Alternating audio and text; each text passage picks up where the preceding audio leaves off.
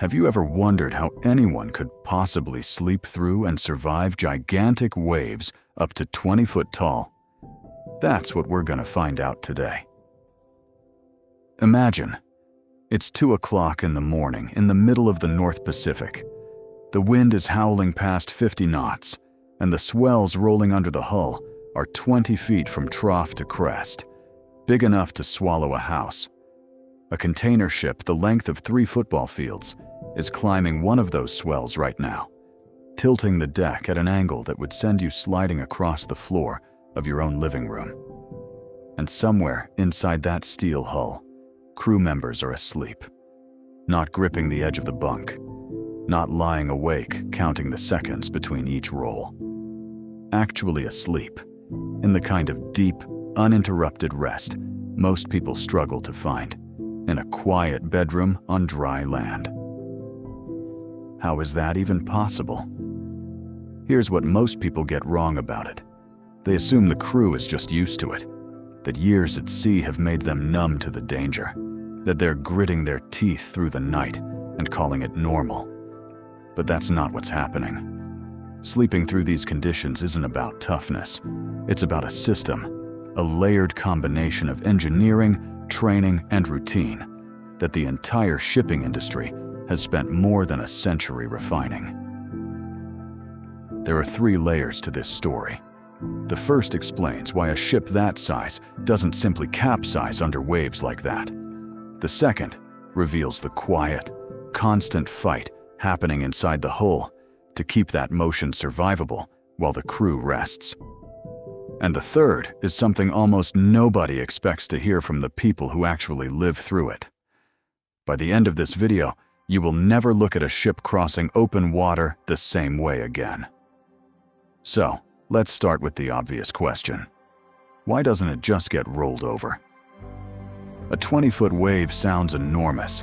A ship, even a massive one, is still just an object floating on top of that water in the end. Most people picture a wave the way it looks, crashing on a beach. A wall of water charging forward and slamming into anything in its path. Out on open ocean, that is almost never what's actually happening. In deep water, the water inside a swell is not traveling towards the ship at all. It is moving in circles, rising and falling in place, while only the energy of the wave travels through it. Which means a ship sitting in a 20-foot swell is not getting hit by a wall of water. It is being lifted by it, carried up one side of the swell, over the top, and gently set down on the other side. Height alone is not the danger. The real danger is a wave that breaks when the crest collapses and the water finally does start moving forward as a solid, heavy mass. That is when smaller vessels get knocked flat. A modern cargo ship is built with exactly that threat in mind, and it starts with something you will never see from the deck. Deep below the waterline sits the ballast, seawater pumped into tanks specifically to control how the ship sits and balances in the water. Below that is the engine room, one of the heaviest single components on the entire vessel, along with fuel tanks holding thousands of tons of oil. All of that weight is deliberately placed as low in the hull as possible. And low weight does one thing extremely well. It resists tipping. Naval architects design every commercial vessel around a number called the metacentric height, a measurement of exactly how hard a ship fights to return to upright after being pushed over by a wave. On a well-designed cargo ship, that number is high enough that the vessel can roll disturbingly far, sometimes past 30 or 40 degrees, and still pull itself back. The ocean can shove it, but the ship refuses to stay pushed. The second tool is direction. A ship taking waves on the side is in real danger. A ship facing into the waves, or angled just off the bow, rides far more safely, climbing each swell instead of getting shoved sideways by it. So, in heavy weather, the officer on watch and the captain make one of the most important calls of the entire voyage, adjusting course and speed, specifically to change the angle at which the ship meets the sea. It's called heavy weather routing, and on a well-run ship, It starts long before the storm even arrives. Modern vessels receive weather forecasting and routing data by satellite days in advance, and captains will alter a ship's entire path, sometimes adding hundreds of extra miles, specifically to avoid meeting the worst of a system head-on in the wrong position. Combine the right heading with an autopilot holding a steady course and an engine maintaining just enough speed to keep the rudder responsive, and the ship settles into a rhythm. Up, over, down. Up, over, down. But here's the question nobody likes to ask. What happens when one wave doesn't follow the pattern? Picture it. It's 3 o'clock in the morning. The ship has been climbing the same steady swell for hours, and most of the off-duty crew is finally asleep. Then a single wave, steeper and faster than the ones before it, catches the bow at the wrong moment. The hull slams down hard enough to feel in your chest 2 decks below. Anything left loose goes flying. For a few seconds, the whole vessel heels over further than it has all night, and in their bunks, crew members are nearly pressed against the wall. This is the exact moment the entire system was built for. And it's also why, on a working ship, nobody is ever asleep at the same time as everyone else. Surviving a night like that doesn't start when the storm hits. It starts long before, with habits that look almost excessive right up until the one night they really matter. The first is the watch. On any merchant ship, someone is always awake and on the bridge, without exception, cycling through shifts around the clock so that no matter what the ocean is doing at 3 in the morning, there is a set of eyes on the radar and a hand ready near the controls. Most ships run a 4 hours on, 8 hours off rotation, which means the people asleep below are only able to sleep because someone else, right now, is not. There are international rules governing exactly how much rest a crew member is legally owed. A minimum of 10 hours of rest in any 24-hour period, split into no more than 2 blocks. In calm weather, those rules are easy to follow. In a storm, they're the first thing that gets sacrificed because the ship still has to be sailed, regardless of what the schedule says. The second is the bunk itself.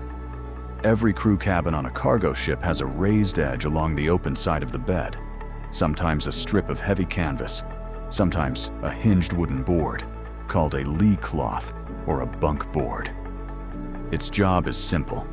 When the ship rolls hard, it stops a sleeping body from being thrown straight onto the deck. Without it, a bad roll in the night has put more than one sailor on the floor with a broken arm. With it, you're held in place, and the rolling just rocks you deeper under. The third habit is securing the ship before the weather ever arrives, something crews simply call securing for sea. Loose equipment gets lashed down, cabinet doors get latched, coffee mugs go into deep holders with raised lips called fiddle rails, specifically so they don't launch across the room. In the galley, hot cooking stops and simple food takes over, because an open flame and a rolling deck do not belong in the same room.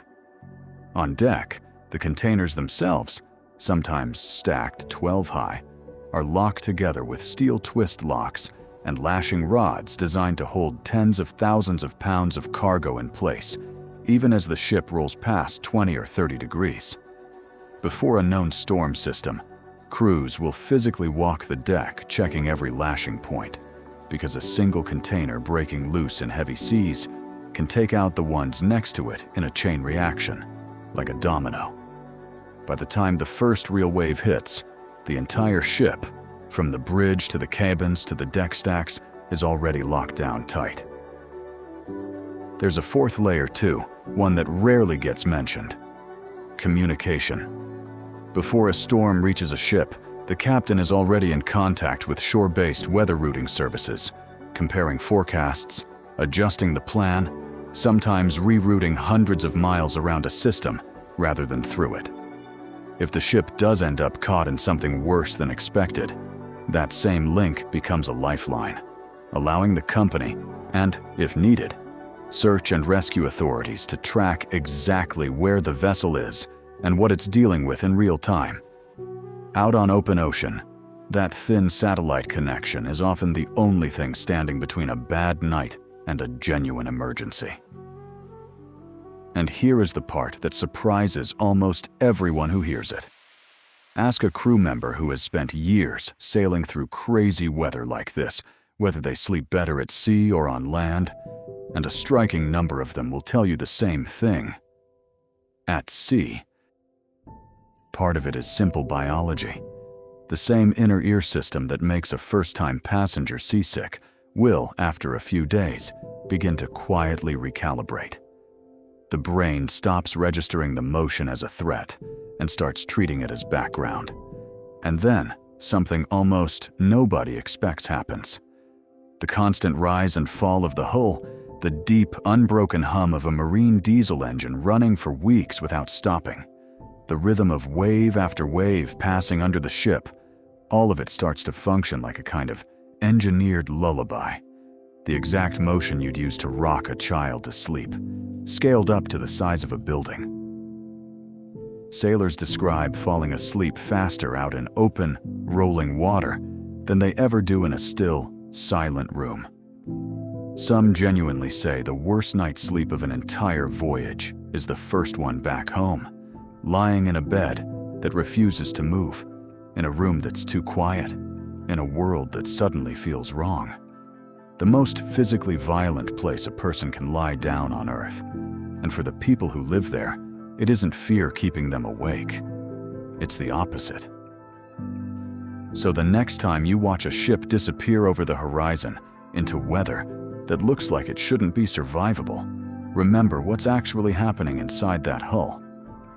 Nobody on board is gambling with their life. They're standing on top of more than 100 years of ballast design, stabilizer engineering, weather routing, and hard-earned habit, riding waves that would terrify almost anyone else.